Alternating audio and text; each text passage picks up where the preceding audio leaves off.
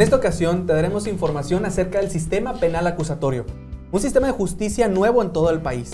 Nuestro compañero Jonathan Gutiérrez, a las afueras del Palacio de Justicia de los Juzgados Penales, se entrevistó con algunas personas que ya han estado en audiencias orales, quienes nos platican cómo vivieron su experiencia y nos dan su opinión al respecto.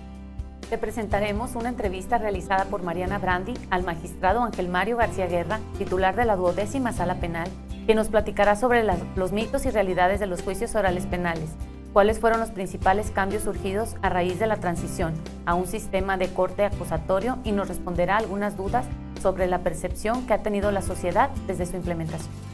Esto es Tribunal a tu alcance, comenzamos.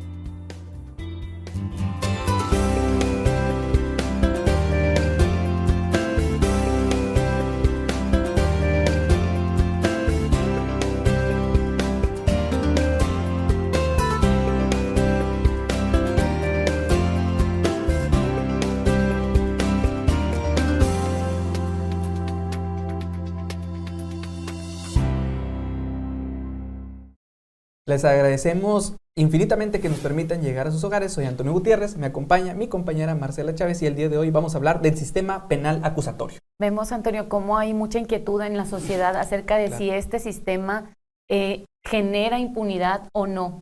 ¿Tú qué crees? Bueno, pues vamos a ver la percepción de la gente a través del reportaje que nos preparó nuestro compañero Jonathan Gutiérrez. Vamos contigo, Jonathan.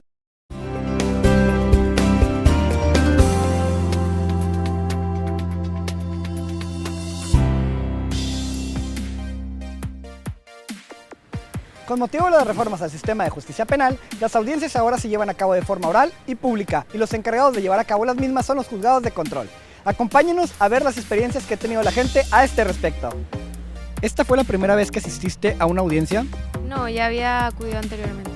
No, he asistido a varias audiencias de juicio oral penal. Antes de venir a una audiencia, ¿ya había escuchado de los juicios orales? Sí, he oído.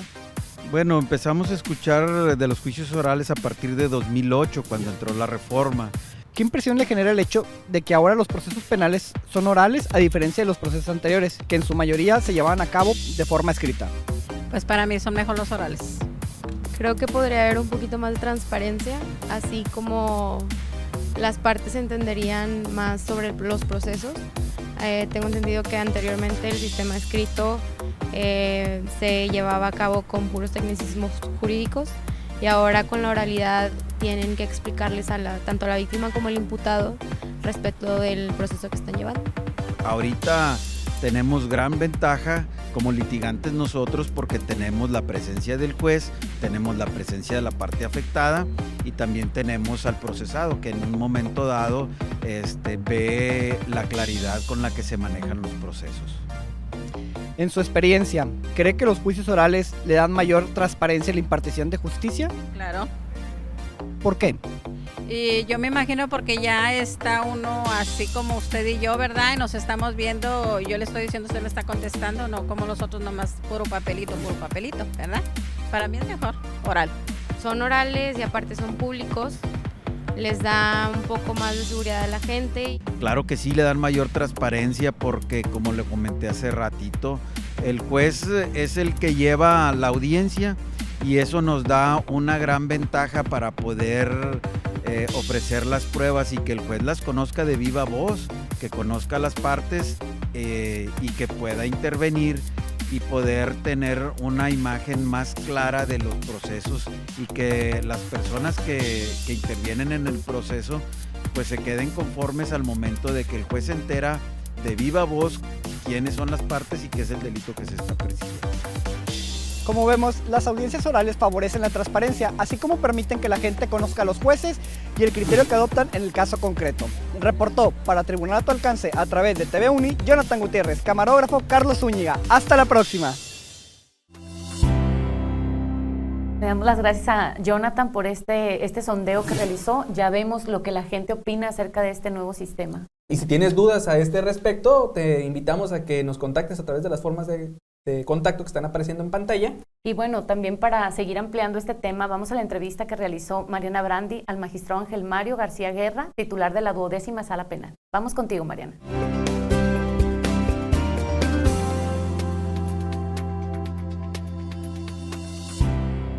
Gracias, Antonio y Marcela. Se encuentra con nosotros el magistrado Ángel Mario García Guerra, titular de la Sala 12ª Penal del Tribunal Superior de Justicia, a quien agradecemos su presencia.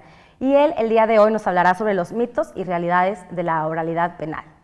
Magistrado, Nuevo León tiene más de 10 años con la oralidad. Sin embargo, la opinión pública, se siente que prevalece una opinión negativa respecto al nuevo sistema o a los denominados juicios orales. ¿Podría decirnos qué factores han provocado esta situación?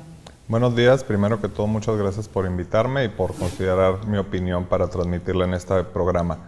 Fíjate que uno de los factores que ha desatado esa desinformación o esa creencia negativa sobre lo que es el nuevo modelo de justicia penal es precisamente limitarlo a un cambio de un sistema escrito a un sistema oral.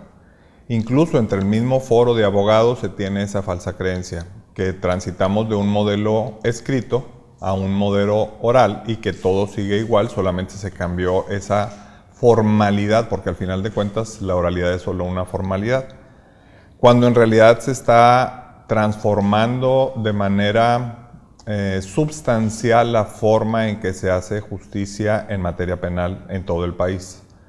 Me refiero a un cambio substancial porque al final de cuentas lo que determina si una persona es inocente o es culpable de un delito son las pruebas que se desahoguen en un juicio.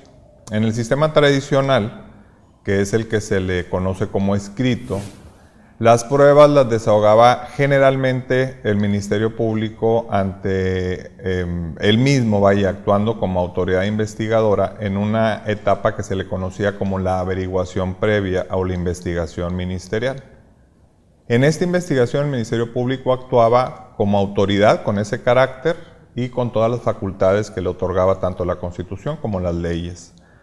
Y esas pruebas que desahogaba el Ministerio Público, en muchos casos, por no decir que en la mayoría, con una persona detenida en flagrancia, esa investigación duraba 48 horas.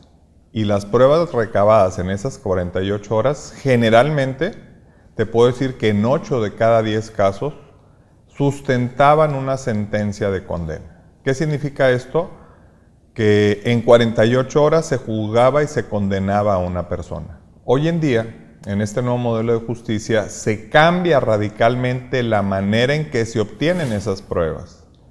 Hoy en día, el Ministerio Público lo que hace en esas 48 horas o en un periodo más largo, dependiendo de cada caso en particular, es recabar datos de prueba, no pruebas como antes, datos de pruebas, es decir, datos de investigación como debió haber sido desde siempre, porque así lo contempla la Constitución desde 1917. Esos datos de prueba le van a servir solamente al Ministerio Público para decidir si va a ir o no a juicio, para decidir si va a solicitar que una persona sea o no vinculada a proceso, para decidir si va a pedir una medida cautelar en contra de una persona o no la va a pedir. Lo que realmente va a sustentar una sentencia de condena o una sentencia de absolución son las pruebas que se desahoguen mucho tiempo después ante un juez o un tribunal de jueces independientes del juez de control. Es decir, en conclusión, hoy en día, en este nuevo modelo de justicia, las pruebas que determinan si una persona es inocente o es culpable se desahogan en presencia de un juez. Antes las desahogaba de manera unilateral el Ministerio Público. Muy bien. Y bueno, sabemos que una de las principales quejas ciudadanas es que este nuevo sistema, pues supuestamente protege más los derechos de los imputados que de las víctimas. ¿Qué le diría usted a la ciudadanía respecto a este tema? Es una falacia, por el contrario, este nuevo modelo de justicia lleva un plano de igualdad a la víctima como al imputado o al acusado según sea la etapa procesal. Hoy en día, más que nunca antes en la historia de nuestro país, los derechos de la víctima están garantizados en la Constitución y en las leyes secundarias como el Código Nacional. Hay una ley general de víctimas, tanto federal como estatal. La percepción que tiene la sociedad no es del todo una mentira. Efectivamente existe esa percepción, pero te voy a decir por qué es. Porque estuvimos acostumbrados durante años a que si a una persona la detenían en flagrancia, como sucedía en la mayor parte de los casos, flagrancia quiere decir que te detienen en el momento que estás cometiendo el delito. Si a una persona la detenían en flagrancia, esa persona era consignada ante un juez y se quedaba presa todo el tiempo que duraba el juicio. Y salía hasta que se terminaba el juicio. Si se le condenaba, se quedaba preso. Si se le dictaba una sentencia absolutoria, entonces salía libre. Hoy es exactamente al revés. Hoy está libre hasta que se demuestre si es inocente o culpable. Y eso es lo que cambió la percepción.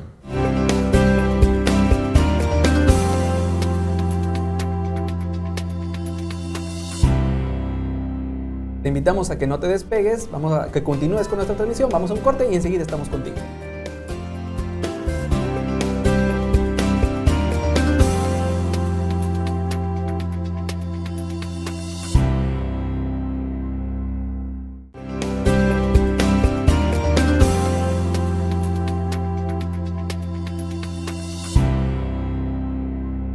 Te agradecemos porque continúes con nosotros en este tu programa Tribunal a tu alcance. Recordamos las formas de contacto a través de las redes sociales que aparecen en tu pantalla. Bueno, y vamos a la segunda parte de la entrevista. Tenemos información bastante útil. Mariana Brandi continuó platicando este tema con el magistrado Ángel Mario García Guerra, titular de la 12ª Sala Penal. Así que vamos a verla.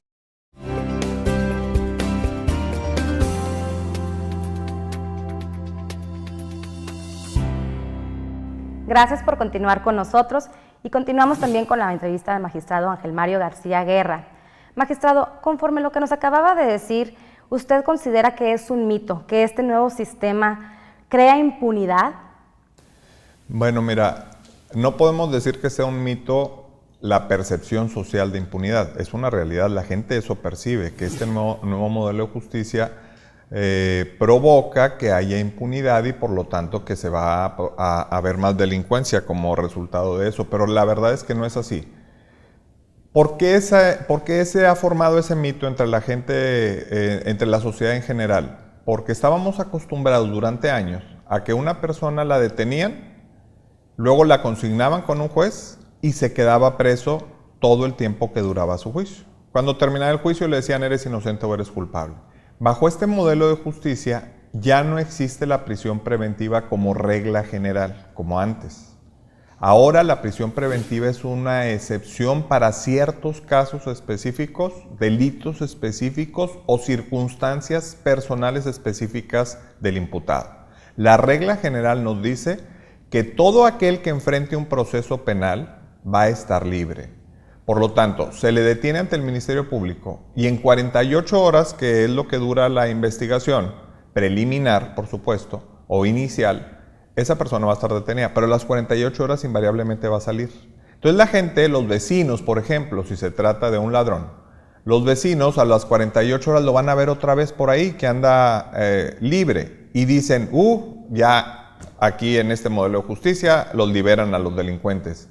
El hecho de que haya sido liberado no significa que quedó impune. Significa que el tiempo que dura el juicio para que se demuestre que él es inocente o culpable va a estar en libertad. Y esa es lo que ha provocado ese mito de que este modelo de justicia produce impunidad. No es cierto, no produce impunidad. Ahora, casos específicos como por ejemplo delitos como homicidio, secuestro, trata de personas, delitos cometidos con medios violentos, delitos particulares que tienen un alto impacto social, esos sí se quedan presos porque se le llama prisión preventiva oficiosa. Pero los delitos comunes y corrientes son la mayoría. La mayor parte de la queja de la ciudadanía es contra los delitos de robo. Particularmente ese es el que más afecta a la gente porque le afecta directamente en su patrimonio. Entonces ven que la persona que lo robó a los 2 días está libre y entonces ellos sienten que quedó impune. No quedó impune. Se va a seguir un proceso, él va a estar en libertad y si se demuestra que él fue culpable, entonces se le va a llevar a la cárcel, pero después del juicio, no antes del juicio, como era en el modelo anterior. Ahora, ¿qué pasa con un ladrón que reiteradamente comete conductas de robo? Pues en ese caso en particular, a él en lo personal, no como regla general, sino como excepción, a él se le puede tener preso precisamente porque es la segunda o la tercera vez que se le sorprende robando, aun cuando todavía no tenga una sentencia. Pero son casos particulares. Pero para esto se requiere que el Ministerio Público de alguna forma le lleve al juez datos de investigación que le permitan al juez determinar que esa persona en particular es un peligro que esté suelto. Y a él, aunque sea por un solo robo, por el delito de robo, perdón, se le puede dejar preso. Muy bien, aclarado el punto. Y respecto a las reglas de este sistema, se menciona que nos llevan a un mejor mecanismo de acceso a la justicia. Sin embargo, ¿qué factores son los que dependen para que el resultado de un juicio sea una sentencia justa, que sea de calidad? Hay factores muy importantes que creo que estamos de alguna manera haciendo a un lado o no le estamos dando la importancia que tiene. El primero es la participación que tiene el policía, que puede ser municipal o estatal, o el primer interviniente, porque puede ser que no sea policía el que intervenga de inicio cuando se comete un delito. Es muy importante que se invierta en capacitación a los policías. Sí se está haciendo, pero no se está haciendo lo suficiente. Seguimos teniendo problema con ese rubro y es un foco de alerta al que tenemos que voltear a ver y sobre todo prestarle atención. Es indispensable que el policía se capacite. Desde mi punto de vista personal, no creo que el policía tenga que ser un profesionista graduado de una universidad para que pueda hacer su trabajo correctamente. Ni se necesita de estudios especializados. Lo que se necesita es un cambio de hábito del policía y sobre todo que sean personas que tengan una verdadera actitud de servicio a la comunidad, que tengan claros cuál es su función como policía y más que sean graduados de una universidad, que sean personas de bien y que reciban la capacitación técnica que ocupan. Pero no es una capacitación de 5 años de una universidad, es una capacitación tal vez de semanas o pudiéramos hablar de meses en ciertos casos o para cierta clasificación de policías. Pero eso está fallando y eso provoca que no tengamos una sentencia justa. Otro factor son los que intervienen en los juicios, fiscales, o sea, agentes del Ministerio Público y defensores, ya sea defensores públicos o defensores particulares. También ahí tenemos un área de oportunidad. Tenemos una deficiencia en capacitación porque para todos esto es nuevo. Para todo México es un modelo de justicia nuevo. E insisto en lo que te comentaba al principio, no cambiamos de un modelo escrito a un modelo oral. Si así fuera, pues no requeríamos tanta capacitación. Cambiamos la esencia del modelo de justicia. La manera en que se imparte la justicia se cambió radicalmente. Y esto nos lleva a la obligación a todos los participantes a capacitarnos. Pero otra cosa muy importante, este modelo descansa en la buena fe de las partes. ¿A quiénes me refiero? Al defensor, al Ministerio Público, pero también a la buena fe de la autoridad. Es un modelo anglosajón que tiene sus raíces en el derecho anglosajón y que de alguna manera nos lo trajimos a un sistema que era romanista, como el de México y la mayor parte de los estados de Latinoamérica, y tenemos que ajustarlo a nuestra realidad cultural. Pero uno de los cambios importantes es entender que para que el modelo funcione necesitamos actuar de buena fe, abogados, fiscales y jueces. Muy bien. Pues, ¿qué les parece si antes de continuar con esta importante entrevista y muy interesante, vamos a un corte y volvemos?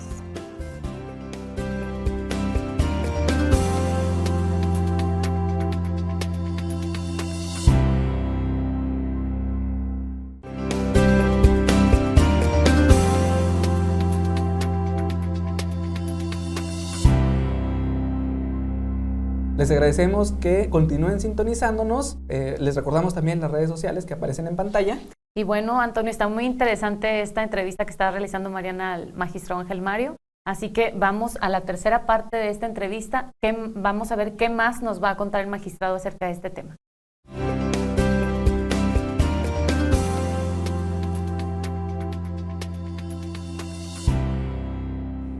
Agradecemos permanezcan con nosotros y también agradezco al magistrado que se encuentra con nosotros y nos haya dado de su tiempo. Magistrado, si el descontento social creciera respecto al nuevo sistema penal acusatorio, ¿usted considera que podrían dar marcha atrás? No, definitivamente que no.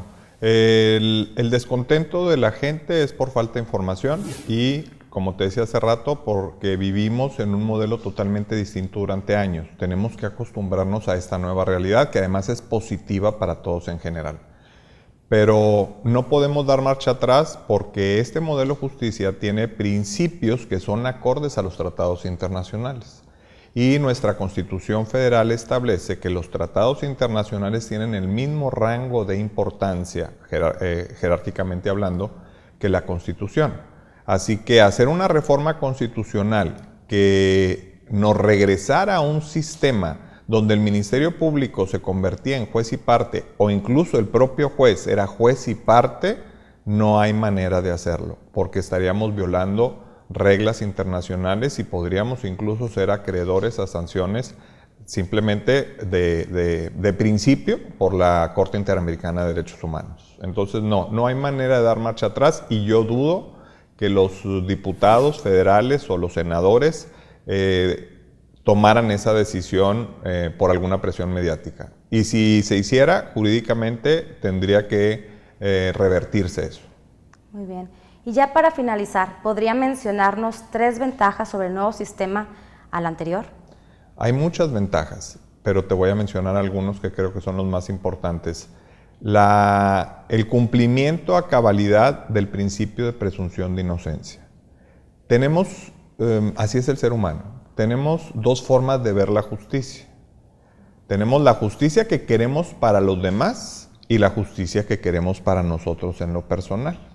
Para los demás queremos una justicia que si es un delincuente lo metan a la cárcel y ya no salga.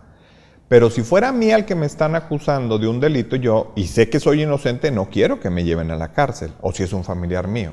Bueno, este modelo de justicia garantiza cabalidad del principio de presunción de inocencia. Y eso se refleja en el hecho de que las personas no van a ir a la cárcel hasta que no se agote un juicio en donde plenamente se demuestre que son culpables. Esa es una ventaja.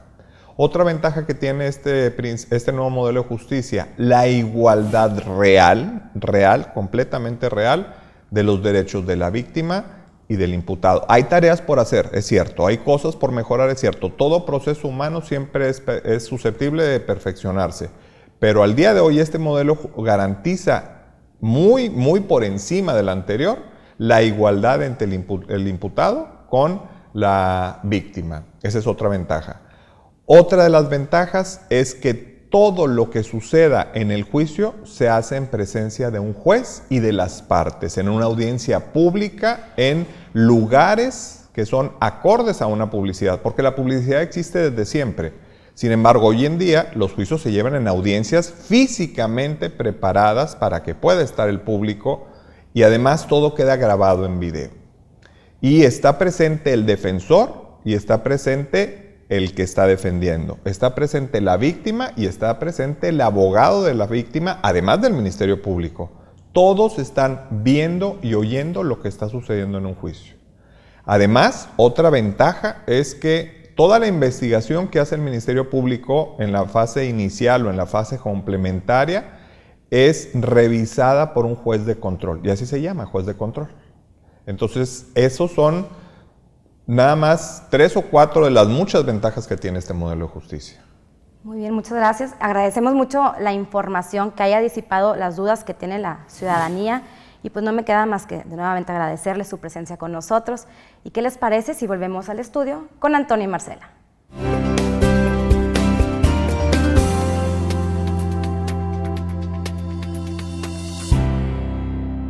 Le agradecemos a Mariana Brandi y al magistrado Ángel Mario García Guerra por permitirnos hacer esta entrevista, pero sobre todo agradecemos a ustedes por permitirnos llegar a sus hogares. Soy Marcela Chávez. Antonio Gutiérrez y nos esperamos en nuestra siguiente emisión. Hasta la próxima.